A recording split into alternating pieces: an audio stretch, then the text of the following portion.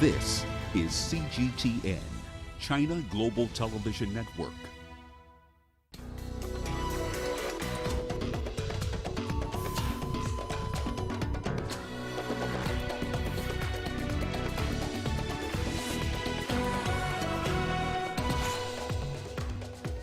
At least 8 killed in Mogadishu's suicide bombing.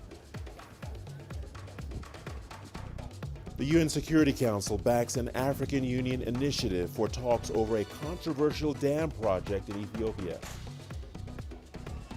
Conflict in northern Mozambique pushes thousands into hunger. Hello and welcome to Africa Live. As always, great to have you with us. I'm Richard Nta, live in Nairobi. And for those of you joining us from across the continent and around the globe, we thank you for joining us. Let's take a look at other stories making headlines this hour.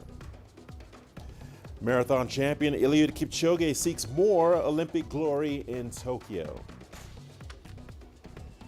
Once again, welcome to Africa Live. Great to have you with us. We begin in Somalia, where at least 4 people have been killed by a car bomb that exploded in the capital, Mogadishu.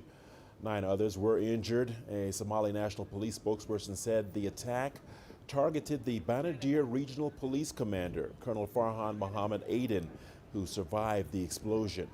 The colonel, who is also known locally as Farhan Karole, was appointed to the position in April. The colonel's convoy was passing by Banadire Junction when the explosion took place. I left Banadire Junction and was heading to the scene when the car exploded. I came back immediately to assess the situation. I was horrified to realize that the rider who was behind me, together with his passengers, a woman and a man, had been burnt to death. In other news, South Africa's security forces say they have arrested 27 people over violent protests linked to the imprisonment of former President Jacob Zuma. Zuma handed himself over to police to serve a 15-month jail term. He has been admitted to the Estcourt Correctional Center in his home province of KwaZulu-Natal. The former leader was handed the sentence after he failed to attend an inquiry into corruption during his 9 years in power. Zuma has challenged his sentence in the Constitutional Court, saying that his health remains frail and he is at risk in the middle of a pandemic. Finance ministers of the G20 large economies have endorsed a landmark move to stop multinationals from shifting profits to low tax havens. The deal, reached in Venice, Italy, seeks to establish a global minimum corporate tax of at least 15%. Earlier on Saturday, protesters demonstrated against the finance ministers and central bankers from the group of 20 rich countries. The demonstrators object to 20 of the world's richest nations deciding for the rest of the world. We earlier spoke to Edwin Ikoria, the executive director for Africa One campaign, who began by explaining the organization's skepticism on the G20 plans. We're hoping that this will be an opportunity for the richest countries of the earth to begin to discuss how to end the pandemic. You know, while conversations are already happening about talking about preparing for future pandemic or against future pandemics, the question is that what is happening right now? Why this should be like the hot topic for any gathering of the richest countries, particularly the resources needed, you know, to improve access to vaccines and to enhance recovery from the pandemic. So we are hoping that this will top the agenda, but of course, like you already talked about previously, the global tax, minimum tax, you know, is one of the key agreements that we see here. While that is good in the long term, the question is, what are we doing right now to end this pandemic, especially when the finance ministers of the richest country come together at the G20. You know, there was a report, the high-level political forum that is giving a report on resourcing pandemic preparedness. Now, the question really is that when you're going to bring out such a report, which is great, which is good to look to the future on how to plan against, you know, the future pandemics, the question right now is, who is going to trust you to do that? When the poorest countries right now have basically been told you are on your own. So how are you going to mobilize the whole world, even against preparing for future pandemics? So that announcement is made. That report has come through, through the committee that has been set up. It was announced yesterday. The question now is that how do you mobilize others to come behind that? How do you get them to stand with you? Talking about a global effort. because currently the poorest countries are not, receiving a global solidarity. So that's the biggest concern we are having, and we are hoping that as you're preparing for the future, when the house is on fire, you cannot be talking about a sprinkler system that is going to, make your grass green in the future. So we hope to put out the fire, and we hope that that is going to be the toughest, the top discussion even for the G20 finance ministers. The UN Security Council has backed the African Union's initiative to coordinate talks between Ethiopia, Sudan, and Egypt to resolve a dispute over the filling of a reservoir behind the Grand Ethiopian Renaissance Dam. Egypt and Sudan had asked the UN Security Council to help resolve the dispute, but Ethiopia insisted that the council had no mandate to do so. At a session on Thursday, the council threw its weight behind the AU's ongoing efforts to end the standoff. CGTN's Guru Chala reports. Special Envoy This meeting at the UN Security Council was called to openly deliberate on the sticking issues between Ethiopia, which is building the Grand Ethiopian Renaissance Dam, Egypt and Sudan. The two North African nations have raised concerns about the building of the dam and want a binding agreement governing how it will be filled. Ethiopia has insisted on its right to continue developing the dam along the Blue Nile. and China appreciates the active role played by Members of the Security Council, China, Russia, the United States, as well as India and the United Kingdom have all said the issue of the dam must be looked at by the African Union and not by the UN Security Council. I was rather encouraged by the statements of the Council members, who all supported and endorsed that the African Union chairman should continue and that the three countries, Egypt, Ethiopia, and Sudan, should initiate negotiations under the auspices of the chairman of the African Union, His Excellency President Felix Tshisekedi. Actually, Sudan demanded or requested of the UN Security Council to convene this session. It is now the second session in a row since last year to concern or addressing the status of the GAD. What we have heard there is really encouraging that this is a very important matter that is taking the interest of the world. This is the second time the United Nations has discussed the issue of the Grand Ethiopian Renaissance Dam after a request by Egypt and Sudan. Ethiopia's Minister of Water, Irrigation and Energy, Seleshe Bekele, has however called this latest meeting unnecessary and unfortunate. Perhaps I'm the first water minister addressing the August body on hydroelectric dam that is under scrutiny in the unprecedented and unfair manner here at Security Council. We believe, Ethiopia believes, it is an unfitting use of the time and the resources of the UN Security Council to discuss the Grand Ethiopia Renaissance Dam. Nevertheless, I have voiced the concerns and the just causes of my country, Ethiopia. Let me reiterate that we are dealing here with a hydroelectric dam. We are not building a nuclear plant, which is not the first of its kind in Africa or in the world. In the session, Tunisia had delivered a draft resolution demanding that the three countries reach a binding legal agreement within 6 months, as well as preventing Ethiopia from proceeding with the second filling of its mega dam. Cairo and Khartoum supported that draft resolution. However, the UNSC did not ask for any halt of Ethiopia's scheduled filling of the Gerd's reservoir. In the end, the job of finding a viable solution for Ethiopia, Egypt and Sudan is now back in the hands of the African Union. Many say an African challenge deserves and can get an African solution. Guru Nta, CGTN, Addis Ababa, Ethiopia. You're watching Africa Live. The news continues. We'll see you on the other side of the break with more news. Here's what's ahead. Britain's new immigration bill to try and stop migrant flow.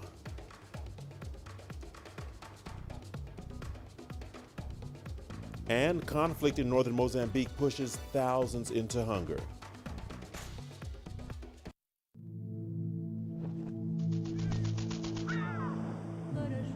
your world change today? What happens here? What happens there? Or what you make happen for yourself? If it matters to you, it matters to us too. Your stories are the stories that need to be told. Africa Live. Find your voice.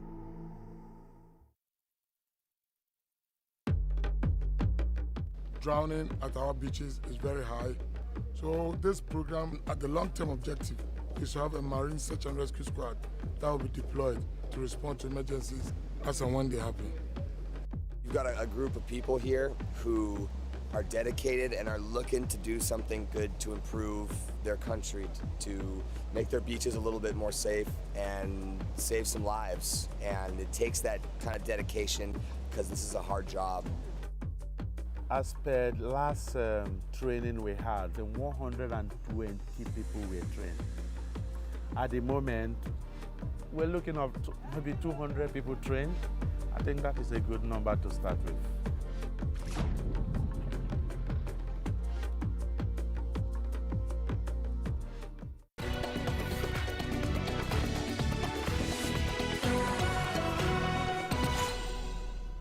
Welcome back to Africa Live. Thanks for staying with us.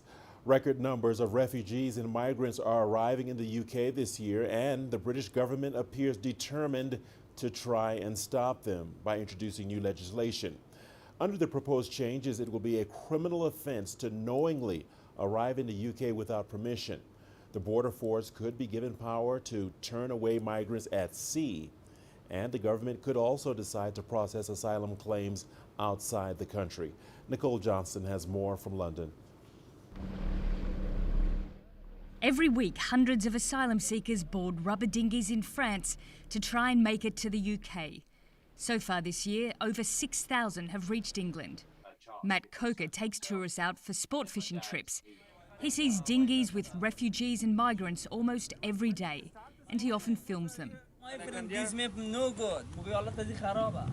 We'll stay with you just to make sure you're okay, but we're not allowed to tow you or anything to the UK because the border force. The dinghies they've been using this year, they have 30, 40, sometimes 50 people in. They're using much bigger dinghies. They're military-style dinghies with hard aluminium floors. Now the British government is introducing legislation to crack down on what it regards as non-genuine refugees. If you enter illegally from a safe country like France, where you should and could have claimed asylum, you are not seeking refuge from persecution, as is the intended purpose of the asylum system. Instead, you are choosing the UK as your preferred destination, and you are doing so at the expense of those with nowhere else to go. But organisations which help refugees say the proposed bill could lead to offshore detention centres, similar to those used by Australia in places like the Pacific island of Nauru. One of the reasons you could argue that they're being sent to these centres is so that they can be treated in a way that they might not get away with in this country. And as we've just said, the system in Australia has led to high levels of suicide and self-harm and lack of humanitarian protection. This hotel near London's Heathrow Airport is home to 400 asylum seekers. There are more than 9,000 living in temporary accommodation across the UK. One of the main reasons for this proposed new law is Brexit. The Leave campaign said it would take back control of the borders. But instead, since leaving the European Union, the UK hasn't been able to deport any migrants. And that's because so far, it has no reciprocal agreements with any other countries. Matt Coker says the border force should be given the power to turn back boats. You're being cruel to be kind, because if a boat full of 30, 40, 50 people gets run over by a ship in the English Channel, then it'll be, why has this happened? Well, the reason this has happened is because we've actually allowed it to happen. But refugee supporters say it will take more than a change of law to stop it. Nicole Johnston, CGTN, London. Irregular immigration from Africa to Europe remains a significant problem with no clear solution in sight. Thousands of migrants continue to perish as they undertake the dangerous journey across the Mediterranean. CGTN's Richard Nta now reports on the latest figures. The beginning of summer in North Africa often sees an increase in the number of crossings attempted by irregular migrants desperate to make it to Europe. With fair weather and calm seas, every year thousands set off on the perilous journey across the Mediterranean Sea by boat. Tunisia and neighboring Libya are key departure points for the migrants from Africa and Asia, but a number don't make it to their destinations. The International Organization for Migration estimates that so far this year, nearly 900 migrants have died trying to cross the Mediterranean. Migrants embark on the dangerous journey for Europe in hopes of a better life, mostly seeking employment and safety. The number of migrants attempting to cross from Libya rocketed to 11,000 between January and April this year, according to the UN refugee agency UNHCR. The UNHCR further asserts that the deteriorating conditions of migrants in Libya and Tunisia are pushing many to risk the crossing. Large numbers of migrants continue to be arbitrarily detained for unlawfully entering Libya. Conditions in these detention centers are poor. Overcrowding is commonplace and facilities inadequate. And when the migrants manage to leave, they risk serious injury or death during their crossing to Europe. Should they make it there, if their claims for asylum are unsuccessful, they will be deported. The European Union has allocated $11.7 billion to strengthen the EU's asylum and migration policy. Part of these funds will go towards fighting irregular migration. Already, countries like Italy and Malta have barred migrant vessels from disembarking in their ports. Yet despite the perils, thousands of migrants attempt the crossing every year, hoping to be lucky to start a new life in Europe and to change their fortunes. The Southern African Development Community plans to deploy troops to Mozambique's Cabo Delgado province from July the 15th to help quell an escalating Islamic State-linked insurgency. Rwanda has also begun deploying a 1,000-strong joint force. Meanwhile, the World Food Program is warning that a hunger emergency could emerge in northern Mozambique due to the ongoing violence that has displaced some 800,000 people. Daniela Pearson reports.